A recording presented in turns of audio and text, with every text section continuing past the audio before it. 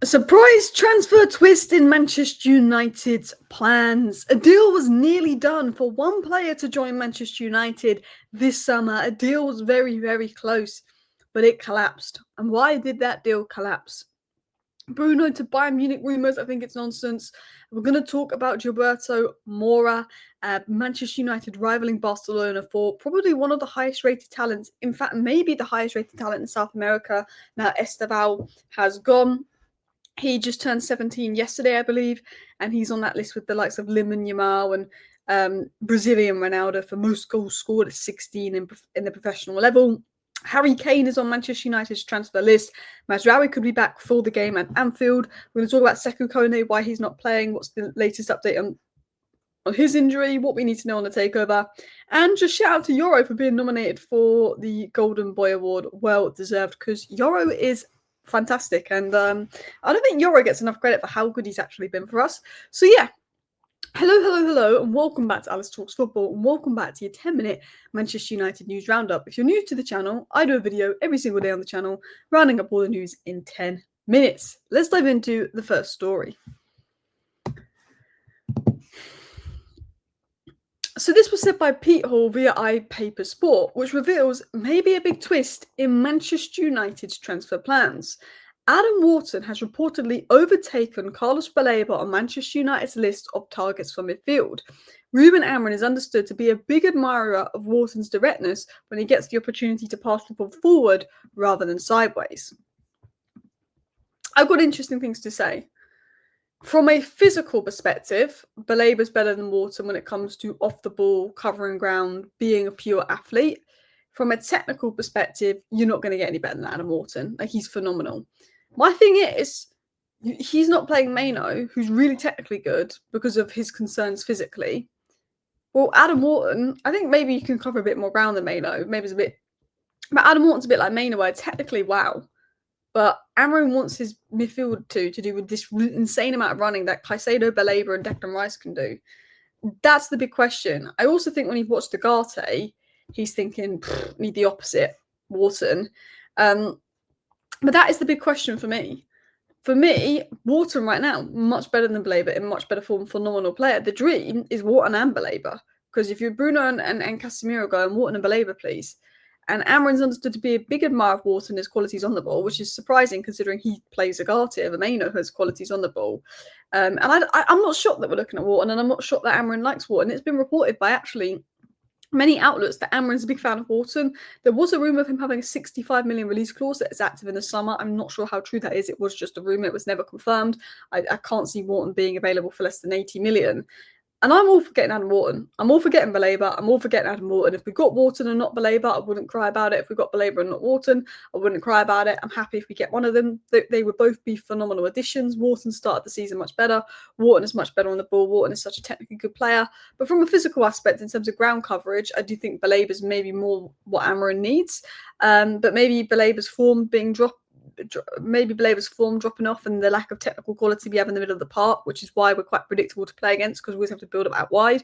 I can see exactly why Amorim wants Wharton, and I'm all for it for the right price. One player that I wasn't that bothered about when Man United missed out on him was Liam Delap. And there was so many reports about us going for Delap, and it was almost sort of felt that this deal was 99% done.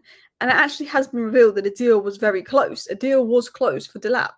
A deal for Liam Delap to join Manchester United was almost complete before a last-minute change of heart. Delap instead chose Chelsea with the opportunity to play UCL football, said to be a key factor. Now, there was one point where we all thought we were probably going to get Liam Delap. A deal was close. Liam Delap deal close. It was reported many times. And it's now been said that deal was really close. That deal was really, really close, Liam Delap to Manchester United. It was almost done. It was almost complete. It was like 99. And then at the last minute, Chelsea were there. He's like, you know what, I want UCL football. And I mean, he could have gone to Newcastle for UCL football, who also had conversations with him. But I think with Tuchel in his ear, with the potential to go to the World Cup with England, he went to Chelsea. And look, I'm not fussed about it because Sesko is better than Delap.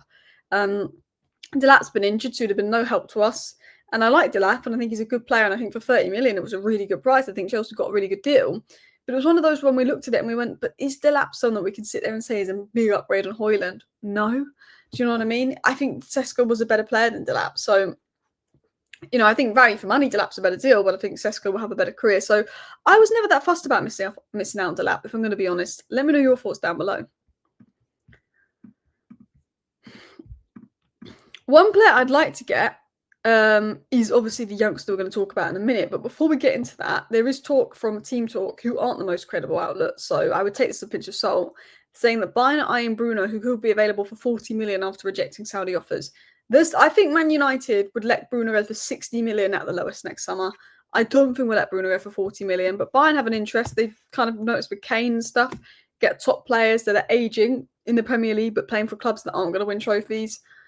Look at Harry Kane. Look, Bruno Fernandes' numbers in the Bundesliga will be crazy. If you look at Florian Wirtz's numbers, if you look at how Harry Kane's numbers have gone up, which were always good in the Premier League, to be fair, Bruno Fernandes' numbers in the Bundesliga would be crazy. I think Bruno would rather play for Bayern than Saudi Arabia, than for a club in Saudi Arabia. But I don't think United are going to sell Bruno for less than £60 million. So this is what I wanted to talk about. Manchester United and Barcelona are the two clubs that are most interested in signing Mexican wonder kid Gilberto Mora. Now, South American talents, 9 times out of 10, go to Barcelona or Real Madrid over English clubs because they speak Spanish, most of them, apart from the Brazilian ones. And I think it's just an easier transition. They seem to always go to Barcelona or Real Madrid, but Esteval, who I guess is Portuguese speaking, he went to Chelsea. And apparently Real Madrid don't have as much pull on this guy as they thought they did. Barcelona were the favourites to get him. But Manchester United want to rival Barcelona for Mexican wonder kid Gilberto Mora. Man United will be looking at this wonder kid. This guy is incredibly highly rated, but there's always a feeling we're not going to be able to beat Barcelona to this guy. But then Chelsea won the race against the likes of Barcelona and PSG for Esteval. We tried to go in for Franco Mastantuono. He went to Real Madrid. We're now looking at Gilberto Mora. I think it'd be a fantastic deal to do. But I don't think we will do it. And if you're asking who Gilberto Mora is, he is a young player that can play winger, midfield, more of an attacking-minded player that's got 7 goals in the Liga MX by the age of 16, which is the same as Yamal. The only people with more is Ronaldo, Lukaku, and Pele. So he's on a very good list. He's playing first-team football at 16 years of age in Liga MX in Mexico and has been phenomenal. He's just turned 17. He can play attacking midfield, centre mid, left wing. He's got very good technical skill, vision, agility, passing, close control. I think he would suit our system quite well from what I've seen, but I've only seen limited bits of him, which is more so clips and scouting reports on him. I'd have to probably watch him over a few full 90s in his league to judge how good he is. But for 16 years of age, this guy is ridiculous. He's a very highly rated talent, and he's a player that I'd love United to get their hands on. And United, looking at the guy, they want to rival Barcelona to the guy, but will we get him? I'm not sure. Continuing on into other news, there is also reports coming out from Team Talk that United are reportedly in the race for Harry Kane, viewing him as a key piece to their rebuilding project.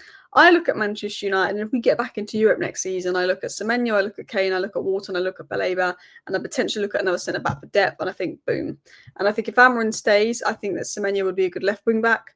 If Amorim goes, I think Semenyo's a good left winger. Cunha can play more centrally. Bish, bash, bosh. I think, obviously, we'd want European football because of the depth of that squad, but that's what I'd like to see. But that's not particularly realistic. I'm not going to act like that. It is particularly realistic. But yeah, Samuel Luck has said in regards to Mazraoui, that Mazraoui could be back for United's upcoming game versus Liverpool at Anfield, which would be good to see. I just prefer him to Delap. I mean, I would want Ahmed at right wing back at Anfield, but I think he won't play Ahmed right wing back at Anfield. I think he'll go with Delap or Mazraoui for defensive security. But I would like to see, of course, Mazraoui coming on at right centre back at some point as well, getting some minutes, put Yo over to left centre back, take Shaw off, because Shaw seems to get cooked versus Liverpool. One player that a lot of people want to see and a lot of people want to see get an opportunity in midfield is Sekou Kone. It was reported by Nathan Salt and Chris Wheeler that there had been high hopes for midfielder Sekou Kone, particularly after plans changed to keep him in-house rather than send him out on loan this season. But his fractured eye socket derailed his season. He's now on the mend and close to return. I don't think you could say it's derailed his season. We're still not even halfway through the season. But obviously the fractured eye socket is a big blow for Sekou Kone, who may be able to get opportunities this season. But I think with us not being in Europa and being knocked out the Cups early, I think if he's going to get a debut, it's going to be in the FA Cup late on.